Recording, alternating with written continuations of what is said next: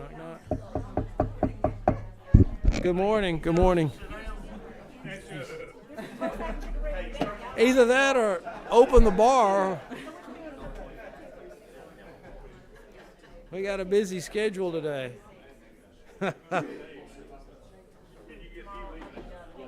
everybody's going to abandon ship. Come sit next to me over here. Don't leave me by myself. I'll come over here. Yeah, do that. Super. Oh. All right. Good. Yeah, good. We got a rowdy group here. That's good. That's real, real good.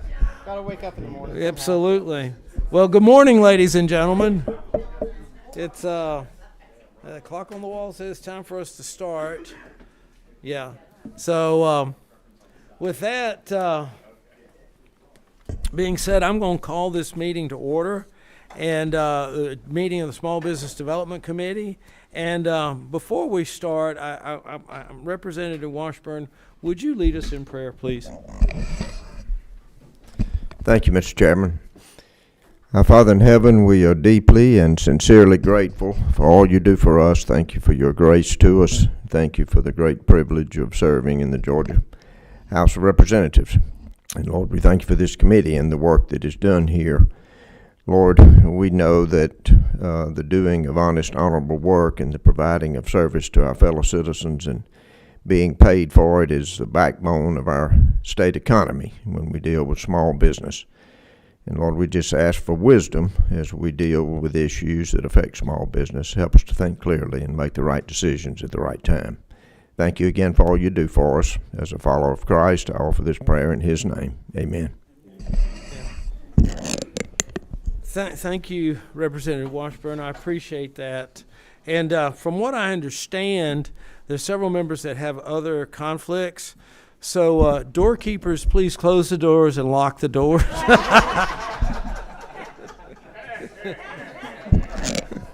Anyway, so it's great to see y'all here, and I appreciate it. And I realize that there is some conflict at this early hour. And members of the committee, if y'all will just excuse yourselves when y'all need to leave, I respect that and appreciate y'all being here. And without further ado, we're going to have Ben Jordan from the Georgia Automobile Dealers Association to, good morning, Mac, to start off the program. Awesome. Well, thank you, Mr. Chairman. I'm Ben Jordan from the Georgia Automobile Dealers Association. It's great to be with you all and members of this committee once again. I'm joined today by my colleagues from GADA, Ms. Leah Kirshner, our President and CEO, Mr. Bill Morey, our President Emeritus, Ms. Emily Patuk behind me, our Director of Public and Government Relations, and some special guests who are with us today from the new car dealer world here in Georgia. Special thanks to Bailey Jordan for helping us with our presentation today. I know you're eager to hear from our dealers and you have conflicts, so I'll make sure that my part of the presentation is fairly brief. I'm going to give you just a quick overview of what GADA is, who we are, a little bit about the role of the General Assembly in the new vehicle market here in Georgia, and then I'll give you some quick facts and figures about the sales of new vehicles in Georgia recently. And then I'll kick it over to our dealers to share their stories, and if there's any questions from the committee, we'd be happy to answer them. Quick background, the Georgia Automobile Dealers Association is the trade association that represents the franchised new car and truck dealers in the state. Our dealers do business in every part of the state, in Metro Atlanta, in the suburbs, in the mountains, on the coast, in South Georgia, and all points in between. A quick side note, GADA itself is a small business with 23 employees. And in addition to education and advocacy, we also operate a self-insured workers' compensation fund that insures 24,000 dealership employees in Georgia. If you take one piece of information away from our presentation today, I hope it is this, that franchised local dealers are Main Street. We are not Wall Street. Dealerships are often family-owned and in some cases going back generations. Dealerships create local careers. They generate and collect local tax revenue. They invest millions in local economies and support a multitude of local causes and organizations. In terms of economic impact, The numbers and figures speak for themselves. We have just under 500 franchise new car and truck dealers in Georgia. On average, a dealership employs over 70 Georgians and pays those Georgians over $70,000 a year. And that's something we're very proud of because those are strong middle-class jobs throughout the state.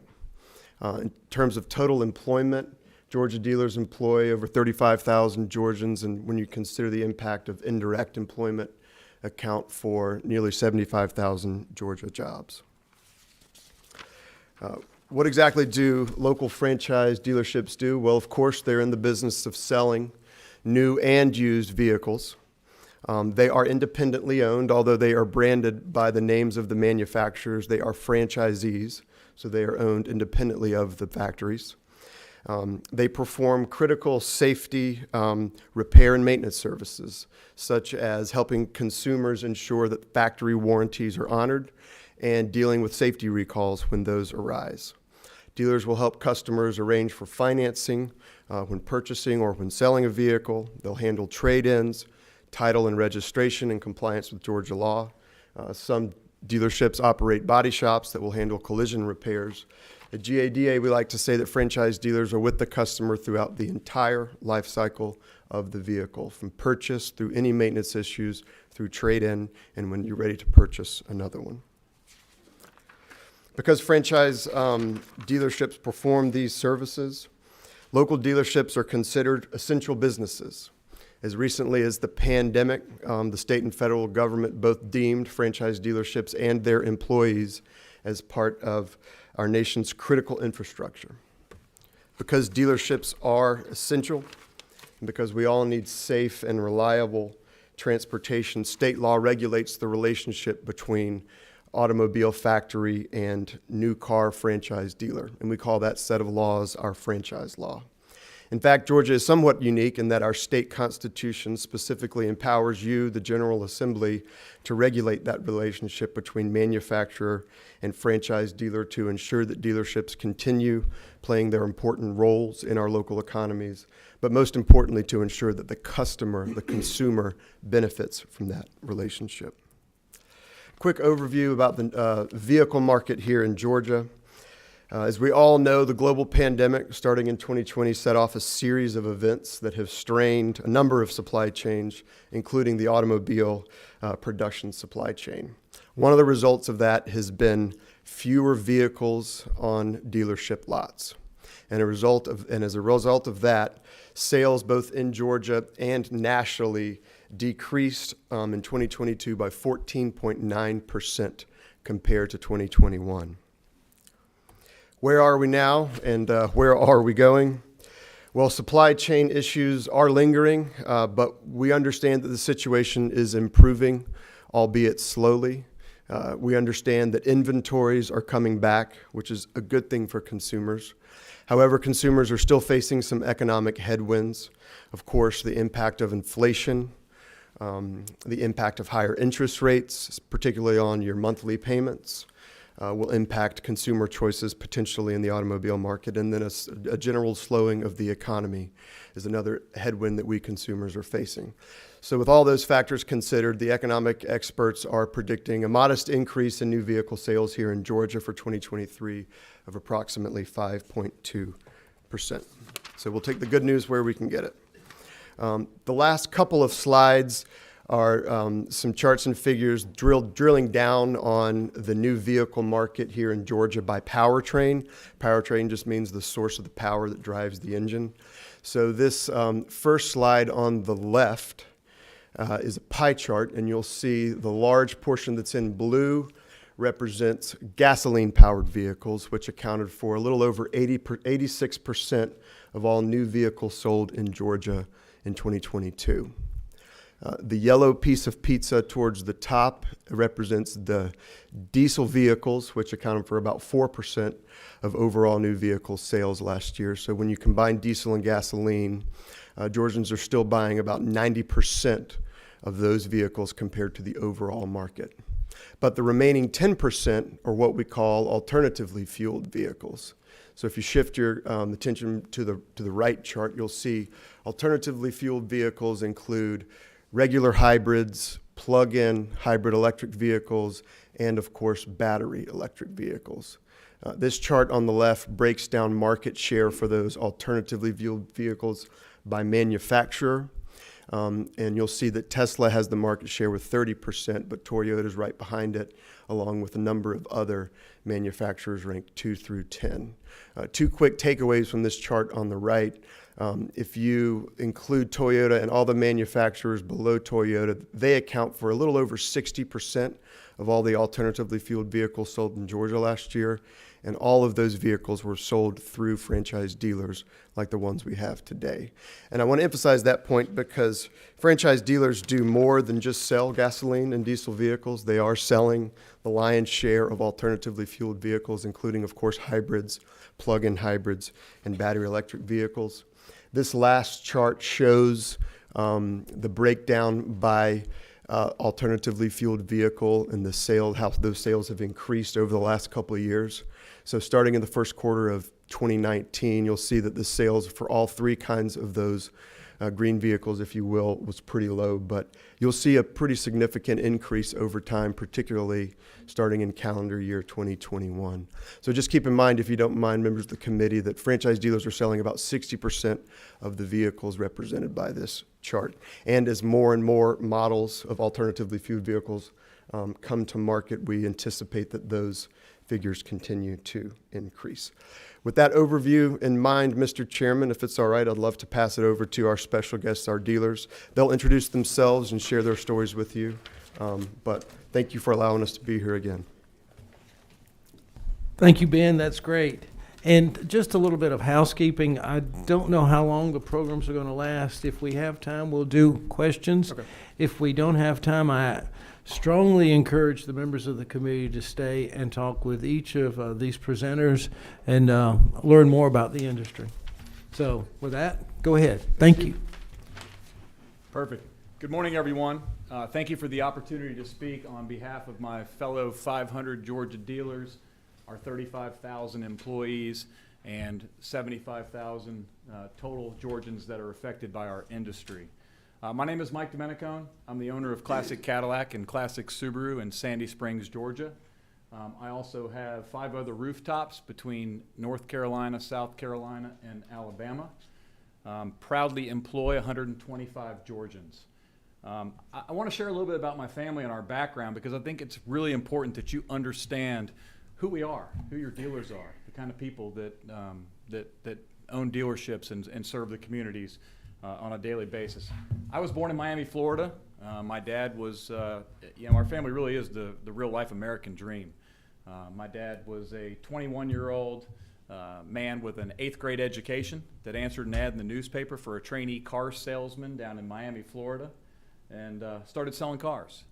And he found his passion. He found what he was great at, and just worked himself up in the auto industry. In 1980, we were fortunate enough to get moved to Atlanta, Georgia by the Potamkin organization, and my dad was the general manager for all the Potamkin stores in Atlanta. So I've been in Georgia since I was 7 years old. I've been here 42 years. Georgia is absolutely my home.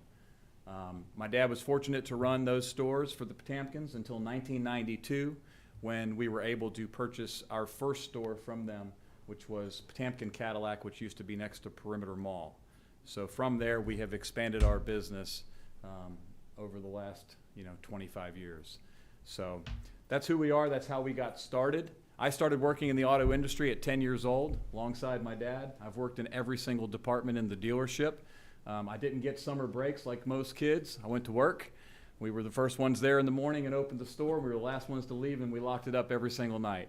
And I am so grateful and thankful for all of the opportunities that this industry has provided me and my family. And I just couldn't see myself doing anything else. I love what I do. I love my team. I love my employees. We love the communities that we serve. So that's who we are. That's who dealers are. And I represent what most dealers look like, across the state of Georgia, quite honestly, across the country. They are entrepreneurs. They are independent business owners. And that's what we do. So I was asked to come and speak to you guys on a couple different topics. And I'm going to try to stay on topic because I don't want to step on my dear friend Grenee's topics that she's been asked to speak on. The first is the franchise system, how it works, and how it benefits Georgia's consumers. We are local, independent business owners. We are competing for your business. We are competing for Georgia's consumers' business. We compete for your business in sales, and we compete for your business in service. How does that benefit you, the consumer? Pricing is a key component to how it benefits the Georgia consumer. If I am not competitively pricing my vehicles, you can simply go to one of my peers, one of my competitors just down the road, and compare our prices side by side. It creates the best pricing available for Georgia's consumers, without any shadow of a doubt. Service. We're competing for your service business as well. When we talk about service business, we're talking about the overall service when we talk about buying a car or we talk about servicing a vehicle. If I'm not delivering world-class customer experience to you, you can go somewhere else. So the customer service for us is paramount to our success. I tell people all the time, I'm actually not in the car business, because I'm really not. I'm actually in the customer service business. So we do business on our customers' terms. You know, we do business with the consumer in mind. And if we don't, you guys can simply take your business elsewhere. And we probably won't be around very long if we're not doing a really great job. We're committed to our customers before, during, and after the sale. This is really important. You can buy a car anywhere. It's about servicing that car and those individuals that are there for you when you need them the most throughout the ownership of that vehicle. And nobody does a better job of that than your dealers. We are here for you. I can assure you some of the phone calls I get, I just smile. It could be a Sunday afternoon and a customer calls me on my cell phone because I'm readily available to most of our customers. Certainly any of them that want to get a hold of me certainly can. My wife just hit a curb, the car has a flat tire, and I don't know what to do. Well, guess what? We'll have somebody on the way. So we're here to take care of our customers around the clock. One of the number one benefits that you get by doing business with franchise dealers is choice. Choice is powerful. It's really, really powerful. You have a choice. You have a choice on where you buy your car. You have a choice on where you service the car. And that is power. And this system, franchise dealer system, gives the consumer a choice. You also have an advocate. And this is really important. You have an advocate that serves on your behalf with the manufacturers that we represent. You see, you're my customer. The Georgia consumer is my customer, and I am the customer to the manufacturer. So we are always going to do the right thing for our customers, always. We're going to be the advocates for our customers with the manufacturers.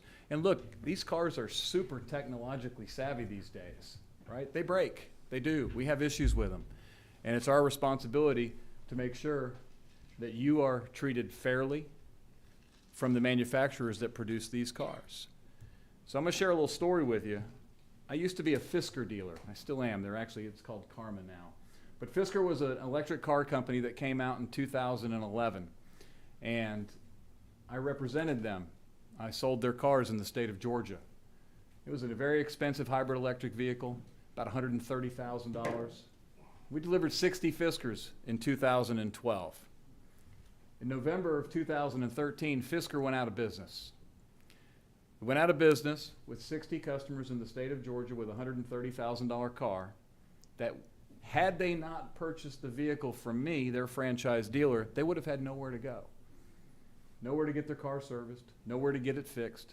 They also had a 4-year, 50,000-mile warranty that came with the purchase of that vehicle. There was no manufacturer to pay for those warranty claims. But they were my customer. They weren't Fisker's customer. They were Mike Domenicone's customers. And I was going to take care of them. So over the next 4 years, to the tune of several $100,000, I honored those warranties. And we took care of those customers because it was the right thing to do. And that's what your franchise dealers do. We take care of the consumers. We invest a lot of money as franchise dealers. We invest money in our facilities, we invest money in our employees, and we invest money in the communities that we serve. Facilities. We're continuously updating our facilities. We are continuously buying special equipment, buying special tools. This past year alone in 2022, just on our Atlanta campus, we spent in excess of $500,000 just preparing for the electric infrastructure for the electric vehicles that are coming. Our Cadillac store, they say will be all electric by 2030, and Subaru is bringing their electric vehicles to market as well. When we invest in our facilities, we're investing with local business owners, contractors, service providers. We spend millions of dollars with these individuals that are employing other fellow Georgians. We are also preparing for multi-million-dollar renovations at several of our facilities right now. Our employees are the backbone for our success. We invest in them every day. We invest in training around the clock. We invest in technical training. We invest in skill training. We do this so that we can provide you the most professional experience you deserve when you come to our facilities. The technical training is paramount to keeping you on the road so that you can go to work, so that you can go to doctor's appointments, so that you can get where you need to go. It's not always easy. There's a lot of challenges, but it is paramount that you guys have a dealer network to service you in a time of need. When there's recalls, you're talking about tens of thousands, if not hundreds of thousands of vehicles at a time. We get those in and we get them out and we get them back on the road very, very, very quickly. Our communities, we are stewards to our communities. We spend millions of dollars giving back to our communities. We sponsor the local Little League sports teams, the high schools.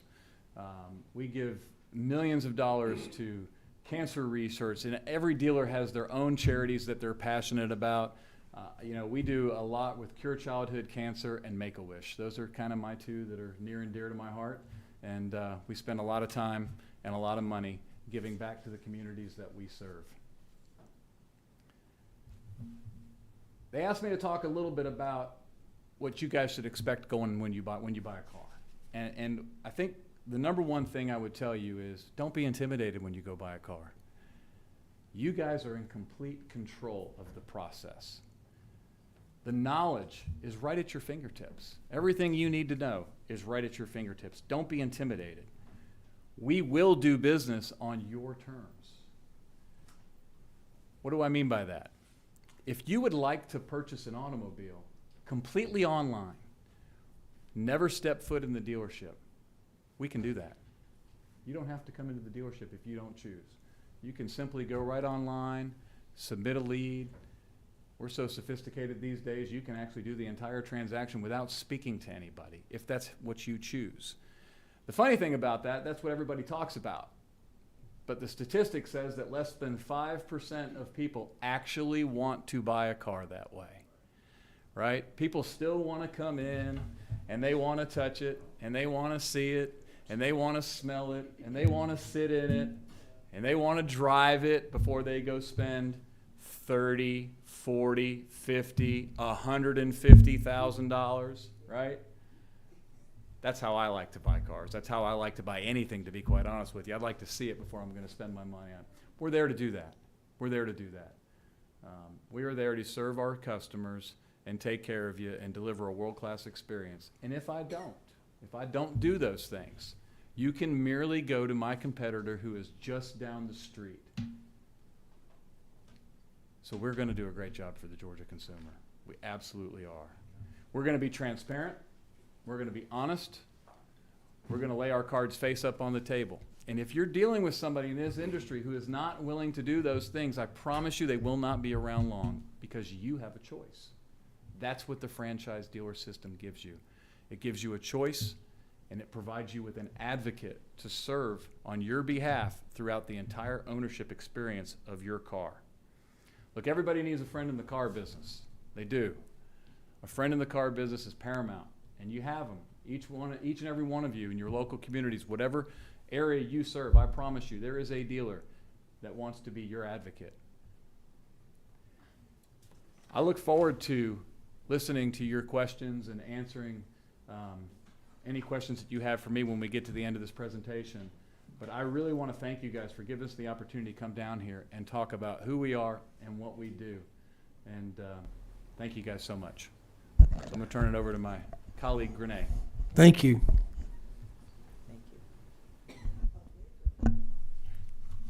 Thank you, Mike.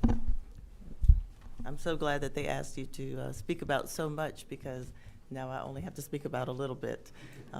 I've been asked to speak about 3 things. Number one, let me introduce myself. My name is Grenee Barranco. I am the VP of e-commerce at Mercedes-Benz of Buckhead here in Atlanta, Georgia. I work for my parents, Gregory and Juanita Barranco, who also, I believe, spoke to this committee last year. So no pressure there for me. Well, let me just give a little bit of history. Yes, thank you. I do speak pretty lowly, so let me know, please. So a little bit about my history. It's basically very intertwined with my parents' history. We moved here in 1978 from Baton Rouge, Louisiana. My job as a 6-year-old was to throw ice on my dad's face every time he started to fall asleep. So I played a big role in us being here. Thank you very much. But so it was always a family affair, just like Mike spoke about. My experience has been very similar to his, as far as it's been a family affair from day one. I have 3 siblings, and we all worked in the dealership. We all got together and decided, ooh, we're going to have a dealership in Atlanta, Georgia. What are we going to call it? It's so original there. Barranco Pontiac was what we came up with. But our logo was Follow the Sun to Barranco Pontiac, and we thought that was a big deal. So anyway, we've all worked in the dealerships our entire lives. Like Mike said, I didn't even know people actually had summers until I got older, and my kids kept asking me about it. I'm like, what are you talking about? But anyway, so we loved our summers working at the dealership as a receptionist, as a cashier, or wherever we were needed. And as we grew older, we worked as salespeople, and lo and behold, one day in 1997, I'm sure my dad told you guys a little bit more about, how they became dealers last year. It was, back in the 70s, like I said. I'm circling back a little bit. At that time, they didn't even hire black people to work as salespeople. So he basically had to go to the dealership, the one that he finally thought there might be a chance at working for. And he went there literally every single day for 30 days or more, definitely 30 days, and just sat there and, welcomed everybody and asked if he could come in and work. And finally, after about 30 days, they were like, come on in, I mean, it looked kind of ridiculous, I guess. And he wasn't going away. So they brought him in. He did a great job as a salesperson, moved on to finance, got an opportunity with Ford Motor Credit with their minority dealer program, and that's how we ended up coming to Atlanta, even though we ended up with General Motors, but that's how we got here. So anyway, we all worked as siblings and children in the dealership, and went on to work as salespeople. And then one day, my older sister went on and became a physician, so she left the business. My younger sister worked primarily in the office, thank goodness. That's a very important role, as you all probably have heard about in the news recently. But my brother went on, he was a receptionist and sold cars and everything. But anyway, they went on to their own careers. I decided to stay. My dad actually mentioned to me when I was 16 that he had, quote unquote, chosen me to work in the car business, and I was horrified. I thought, well, no way, I'm going to be a religious studies major, and I'm going to teach and do all of these things. I'm definitely not going to work in the dealership. But anyway, it was more of a home than I realized, and so growing up there, leaving there just wasn't an option for me. I had memories of, I had crazy dreams of customers, or not customers, but people who worked in the office, like carrying my dad down through the service department around, and they started doing surgery on him, and I was like, help, I mean, so I was really invested in this dealership as a very young child, and of course we were all working to get this thing up and going on all sides, so there was a lot of action and drama, and I guess it just kind of brought me in. But anyway, back in 1997, my dad read somewhere that people were selling cars on the internet, so he decided, hey, go figure out who they are and come back and do that. So at that time, we thought that was crazy to sell a car on the internet. But anyway, I found 3 dealers around the country who were actually doing it, and I went and visited with them and learned what they did and visited with the factory, and we implemented our first internet department in 1997, one of the first ones in the country, but not the only one by far, because a lot of dealers were doing the exact same thing at that time around the country, trying to figure it out, which is basically what I'm kind of here to say, is that that is what we do. We figure it out for you as much as possible, like these FTC rules that are coming down, and the safeguard rules, the updated ones. We had to all get down in and figure out and call our attorneys and understand, what is our role in this, and what is it that we need to provide? What do we need to change in our processes? I mean, these are big deals for us. Our dealerships rely on it. And as we heard from Ben, not only do our dealerships rely on it, but our communities rely on us. And the reason that is because we literally are our communities. I mean, when Ben was talking about those numbers, it kind of blew my mind. But so 75,000 Georgia jobs, directly or indirectly associated with new vehicle retailing. That's 15.6% of total retail employment in the state, both direct and indirect, are automobile operations, accounted for by automobile operations. 15.6%. That's humongous. So it's not that we're servicing the community or we're helping out or doing it. We are the community. This is who we are. I grew up. My mother was in the PTA. Ways and Means Committee, right? She was doing all of these other things, Board of Education. We have always been literally and figuratively, I mean, in any way that you can imagine, a part of the community. When we got the Mercedes store back in 2003, hey, I moved to Candler Park. You know what I mean? Because I had 2 little boys, and I needed to be a part of the community in which I was going to serve and live and go to church and figure it out with, my ex-husband with, right? But, that was my community, and I wanted it to reflect, me and the values that I hold. And so when I would drive through my community that we were responsible for as an in-town Mercedes dealership, I remember in the beginning I would drive through and see all these other dealership names on the backs of the cars, and I'd say, oh, okay, okay. But as the years went by, it pleasured me greatly, honestly, to see those names slowly change to Mercedes-Benz of Buckhead. That was a little thing that just got me going every single morning, taking that drive and seeing those cars. So, it really is all about our community. And it wasn't like, oh, we conquered them and made them buy cars from us. It was like, oh, yeah, now I know that person who goes to so-and-so school, and, hey, that's so-and-so's daughter, or they got a car for them, or, it's really a part of my life, and it's a part of my children's lives, and it's a part of my community's lives, their relationship with me. Like, people are surprised often where they, I give my card, which I don't have any now, but anyway, they all have my cell phone number on there. And it never, I remember we had a new manager, and I said, oh, I don't have your cell phone number. It's not on your card. He's like, oh, we're not giving, he's from, somewhere else, He's like, oh, I'm not giving my cell phone number out to every single person. I said, well, then you can't work here, because every manager is responsible to the customers 24 hours a day. That's just a part of that's what we take on. So I'll just pivot a little bit about actually pivoting, and just tell you a little bit about what we do and kind of what we have to go through and what we enjoy going through on a regular basis, and that is figuring things out, pivoting. We have situations, like in 2008 when we didn't have any oil and we had to drive down to Alabama with big buckets or whatever and get oil for our customers in order to fix their cars, and so we figured that one out, right?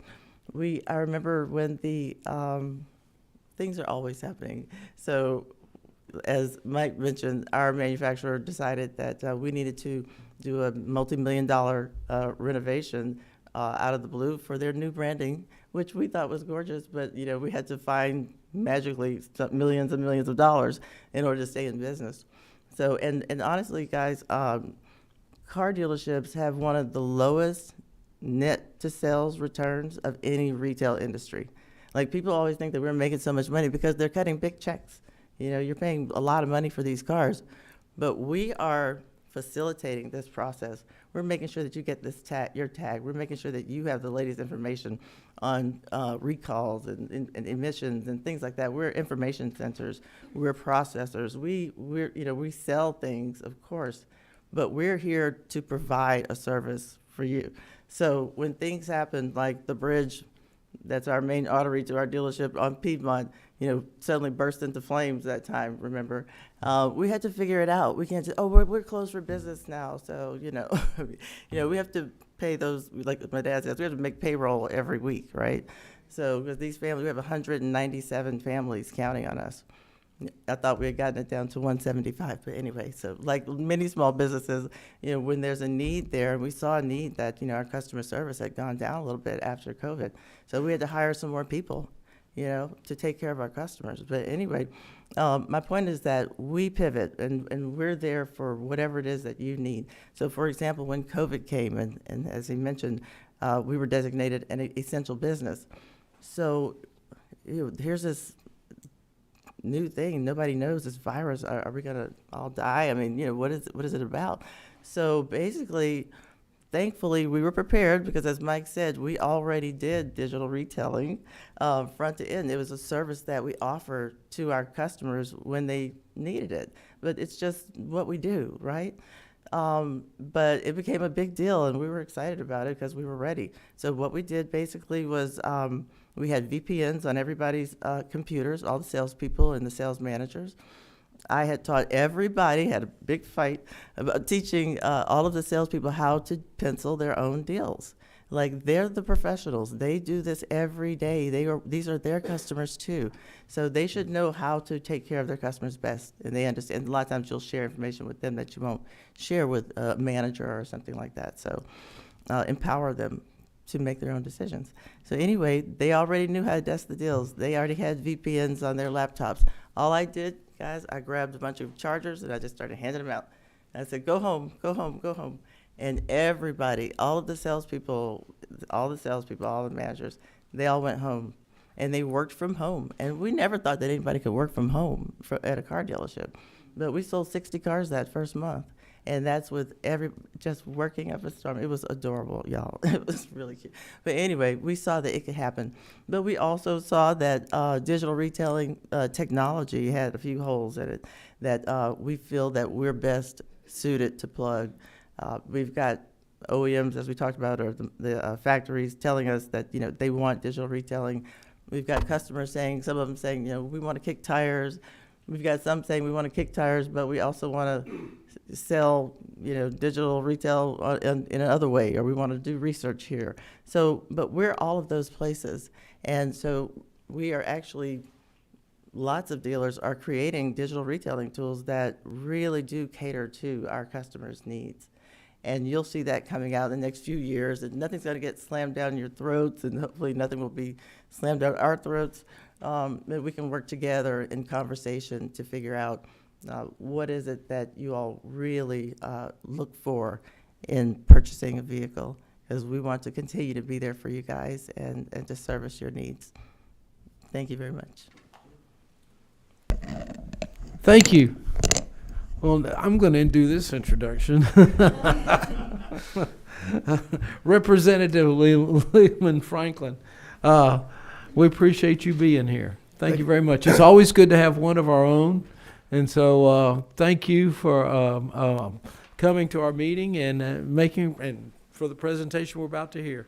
Thank you, Mr. Chairman, members of the committee. I know your time is super important, so I'll make my closing comments really brief. But I do want to just introduce a little bit and then tell a little bit about, I guess, in summary of what a dealership really is. But like you said, my name is Lehman Franklin, and I'm involved with Franklin Chevrolet, Buick, GMC, and Toyota in Statesboro, which is a small town in southern Georgia. Also representative for House District 160, and I am super proud to say that on this year I'm the chairman of GADA, which I consider a great honor. So our dealership started in 1940 with my grandfather with the Chevrolet store, and we've moved since then. And just listen to the stories of the dealership. You know, it's amazing to see, because every dealership that you come across is an entrepreneurial story. You can go in there and ask anybody about it, and they have stories like this on every one of them, because if they didn't, they wouldn't be in business. And like these guys, I started out washing cars. I did every aspect of the business before. It's just an entrepreneurial thing. And my uncle always said, I could hear his voice all the time. He says, you know, all commerce in Statesboro, Georgia begins and ends at the dealership. And he's kind of joking, but it's kind of true too, because everything flows through that. If you go to any small town in Georgia, there's going to be a dealership, and there's going to be a major impact of that store that has on the city. It's going to be a revenue generator, and it's going to be an employer, and usually it's the greatest one in that area. So you know, we got a term in the business that we work from bell to bell, and in my situation, this works from 8 to 8. You know. My schedule's changed a little bit now. I think I'm working like 7 to 9 now. So, but it's truly an entrepreneurial experience. I highly encourage you to go meet your dealer in your area, go talk to them, get to know them. You'll find a true American story. So it's really good. But just in closing, I am here obviously. So if any of you have any questions at any time, I will meet with you, and I would love to go into more detail about any aspects of the business. But thank you very much. Thank you, guys. Well, now we've got a little bit of time for questions, and I'm going to start off. Would you please talk to us about the trend in EV, how dealerships help facilitate EV, any of the challenges that you see facing, and what 5 years from now, 10 years from now, what percentage, what do y'all think? And Mike, we're going to start with you, but we want everybody to answer that if possible, and then we'll go to the other questions. Yeah. So electric vehicles. Obviously, it's the hottest topic, right? It's which vehicles qualify for the tax credits, which ones don't qualify for the tax credits. We see so many different aspects of the electric vehicle conversation. So from a franchise dealer perspective, what I'd like to say is that, you know, we are here to be part of the electric vehicle solution for Georgia's consumers. I mentioned to you guys, I spent $500,000 just on the Atlanta campus alone in 2022 preparing for the electric vehicles that are coming to market. Challenges, right? Obviously, the charging infrastructure is a massive concern with electric vehicles. I was sharing with Leah just a little while ago that my wife's mother was rushed to the hospital a few days ago. She's going to be fine. But in Augusta, and my wife drives an electric vehicle. She drives the new Cadillac Lyriq, which is all electric. And we woke up in the morning. She said, I've got to get to Augusta. And I just handed her the keys to my truck because it has gas and said, well, you're going to need to take my truck because I don't know what the electric infrastructure looks like between here and Augusta and what your situation is going to be when you get there. Of course, she loves her car so much, she's looking at the electric vehicle charging map in Augusta, and, you know, it was pretty slim. And you look at her and you're like, well, that's provided that it works and there's not another car sitting on it and all of the other things. So the moral of that story is she took my truck, and I just, we have a charging infrastructure situation that needs to be addressed. And as dealers, we can be part of that solution, right? There are Georgia dealers all over this state, and our facilities we welcome customers come to our facilities to charge their vehicles. We can be part of that solution. We can be part of that solution on our dime, not government subsidies. And I think that's really important. I think it's really important that everybody understand that all of the money that we spend investing in our facilities is on our dime. We don't get money from the manufacturers. We don't get money from the government. These are dollars that we earn and we reinvest back into our facilities, our communities, and our dealerships, and that's super, super important. You asked about where electric vehicles are going, so and it's such a great question. So it's 2023 now. What was it, 4.5% of vehicles last year, Ben? So 4.5% of every car sold in 2022 was electric. So for every 100 cars sold, let's just say 5 were electric. So where are we going to be by 2030? Is it going to be 30%? Are we going to go from 4.5% to 30% over the next 8 years? Well, if we do, that still means that 7 out of every 10 cars produced has an internal combustion engine in it. I don't think anybody has a crystal ball to tell you where it's going to be, but I can tell you that there will be a significant increase in electric vehicle sales, but internal combustion engines are going to be around for quite some time. So. Thank you. Randy? Hi. So at Mercedes-Benz of Buckhead, we've been investing in EVs coming for since at least 2016. I remember, and it actually was prior to then, but I remember in 2016 we had to invest, I think, $300,000 in some chargers, and then there's like $500,000 here, $300,000. I mean, there's been huge investments along the way for quite some time. I recall some notice that kind of mentioned that basically, or at least I took from it, that Mercedes was reallocating a lot of resources to EVs. And that was several years ago. And so I thought that we should try to prepare for that as much as possible. But there's really only so much that can be done because, as Mike said, the infrastructure just isn't there. And I think that people are going to want to have at least one EV in the household, those who can. The pricing obviously will need to come down.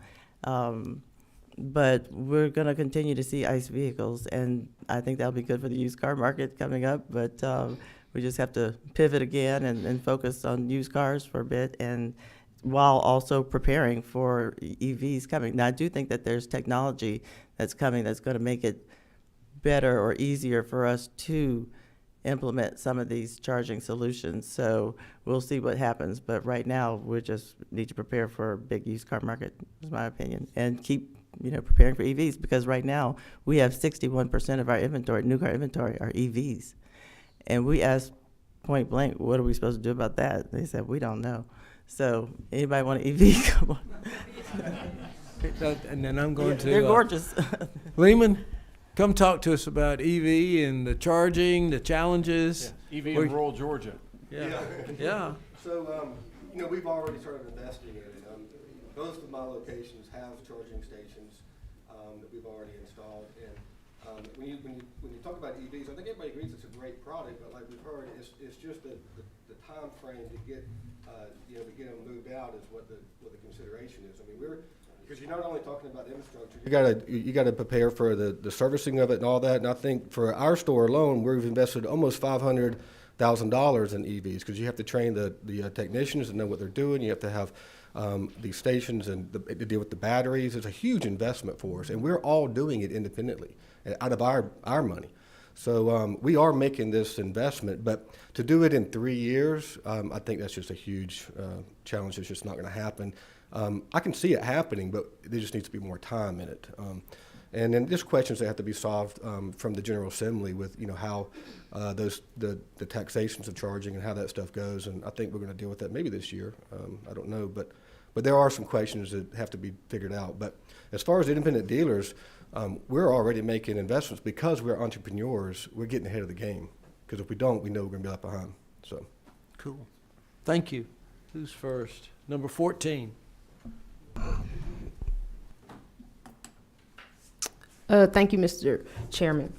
Thank you all for coming today. I had a couple of questions. So how are we preparing the underserved population for EV vehicles? How are we ensuring that they have the opportunity to purchase EV vehicles? Another question is, how are we promoting minority-owned dealerships, and what's the percentage of minority-owned dealerships? All right. Okay. So basically, how are we preparing? Okay, how are we preparing the underserved, low-income, working-class population to be able to purchase EV and invest in EV? That's my first question. You want me to take that one, or you want to take that one? Sure, if you have something.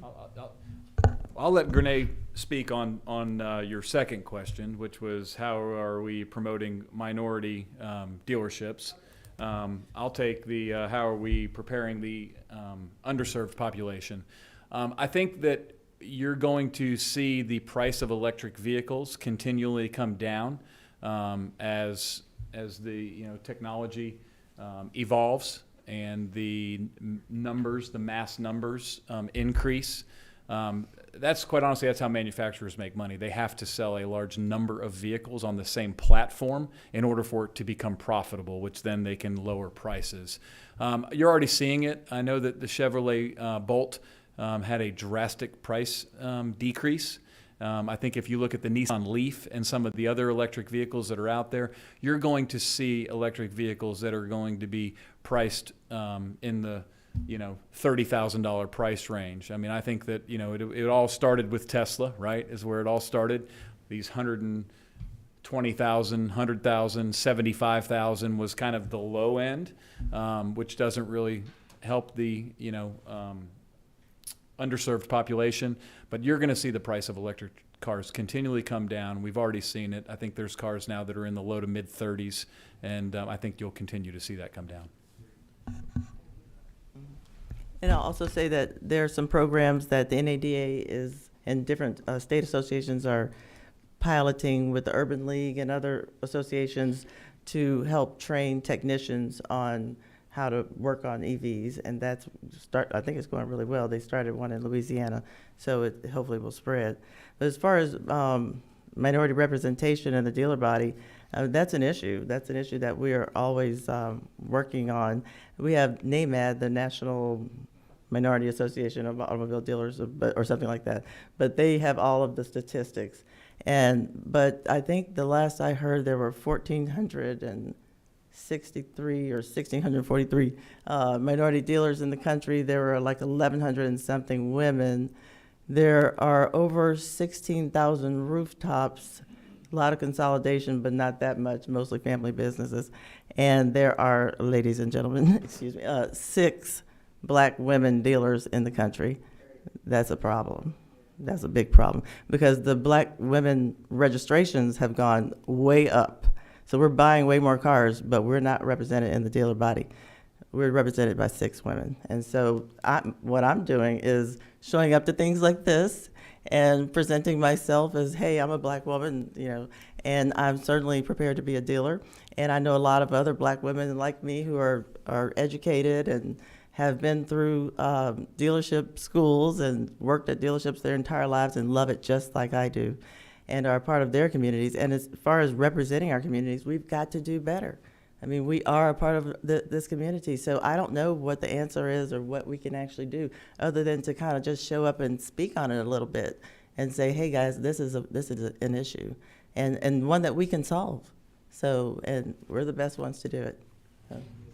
Yeah, I'll piggyback on that just for 1 second. Sure. I would encourage you to come visit us at our stores. I think you will find one of the most diverse workforces inside a car dealership from any business you will step foot in, across the board, in leadership roles, down to from technicians to salespeople, managers, general sales managers, general managers. I think what you will find is an unbelievably diverse workforce inside our stores. I think you would be pleasantly surprised at what you found. Cool. Thank you. Number 22. It's 22. There you go.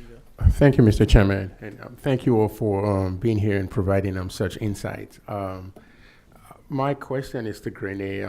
I believe you mentioned that you all at Mercedes-Benz and Buckhead have what percentage of EV? Right now, our new car inventory is 61% EV. And the sales of that is not. There's no market. There's no market for that. We have to try to figure out how to create the market. Now, what can you say is the primary reason for that? Now, I'm thinking in my mind, is that because, like Mike mentioned, does rural area lack charging stations. I mean, that's what I'm logically thinking. But what can you say is the reason why the market is still slow for EV cars? Yeah, I think it's a combination of a lot of things, and things that I don't know. But certainly the charging infrastructure is causing, what do they call it, range anxiety. And so people aren't just jumping. We have to create the market, just like any other new product that comes out. We have to figure out what the market wants. And, pricing is a deal that Mike mentioned that we've got to figure out. These tax incentives, we've got to figure out, do you get, I just found out that you don't get the tax incentive unless you owe taxes. So those are two things, pricing and having to owe taxes, that are cutting out quite a bit of the market. So we've got to figure these things out, but this is new. And that's the thing, this is EVs are new to us, and it's new to this market, and it's new to, our country, frankly. And so we just have to together, and that's why these conversations, in my opinion, are so important, that we continue to have them, because we've got to together come up with the solutions, because Mercedes doesn't have it. These manufacturers, they're doing their jobs. They're producing cars. Now, of course, there was not the blockchain, but the supply chain issue that was a huge deal, and we're still feeling the fallout from reallocated resources from prior to that time. So there's a lot going on, and you can study it for years and years and years and still not know it all. So, but we're working with, and my point, like I said, is let's continue to have a conversation. If you're having conversations and we're not at the table, then it's not a sustainable solution, because you don't have the people on the ground, literally the people and the people working in this industry at the table. So I don't know the total answer, but I'm ready to continue to talk about it. Cool. Thank you. We've got, the board is lit up. And obviously there's a lot of interest, and unfortunately we're not going to be able to get to everyone because it's already 9:00. But I promised Michael that I'd let him have the last question. He's number 3 on the list. So you ask the last question, but please make it one question. Absolutely. Thank you, Mr. Chairman. Thank you all for coming. I want to congratulate Mr. Lehman real quick for being here today and for doing a free market solution and putting that investment into your facility. I know that's a huge benefit to your local economy.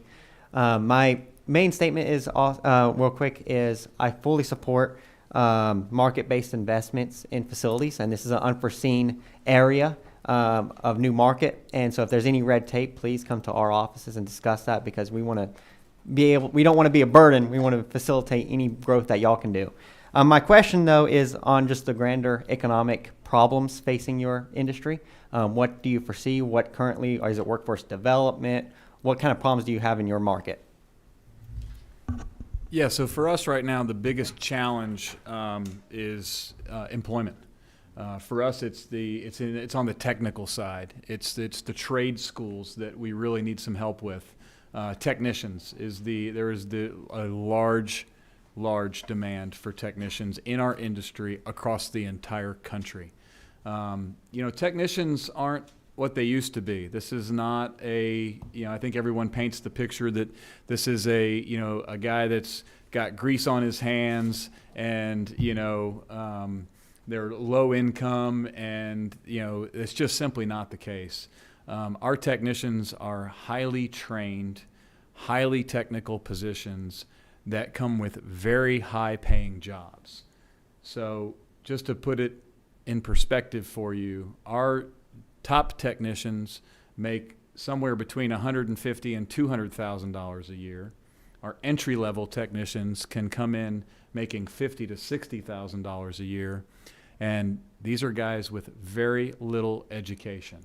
College is not for everybody, right? There's a lot of people that love working with their hands. There's a lot of people that love fixing things. There is an opportunity for these individuals to come into the automotive industry and earn a really, really great living. People talk about why has this become a crisis? listening to some people that are in this business far longer than I have been, they talk about, you know, kids used to work with their dads in the garage, right? They used to be out and tinkering in the garage, you know, doing the brakes and the oil changes on their own personal cars, or you know, fixing things with dad. When I went to school, middle school, we had wood shop. We had, you know, you don't have those things anymore. So people just aren't working with their hands the way they used to. And I think that there's a huge opportunity for Georgia to really develop these youngsters through these different trade schools that would be supported by dealers, and offer these young people an opportunity to come straight out of high school and straight into the workforce, where we will invest and train and mentor and bring them along in a profession that they can earn a really great living and get a job anywhere they want, at any time they want, anywhere across this country. That's how high the demand is for technicians. So that is our biggest challenge right now, is our technical employment. That is by far our biggest one. I mean, obviously there's other challenges right now. I mean, inflation. I was in a meeting yesterday with one of my manufacturers, the staggering number, but the average monthly payment for an automobile in 2023, based on today's interest rates, will be north of $700 a month. Average. That's the average. So there's going to be challenges across the board from a financial perspective, but you know, it's you know, the car business is a great business. We offer great opportunities to our employees. We bring people along. We offer unbelievable benefits to our communities, and you know, we just look forward to continue to serve and be part of the solutions. Thank you. Well, we've gone over our time, and I encourage every member here to reach out and talk with these people that have come, given their own time, and we appreciate you being here and telling us and educating us about the industry and the challenges that you face. So thank you very much for coming to the Small Business Development Committee meeting.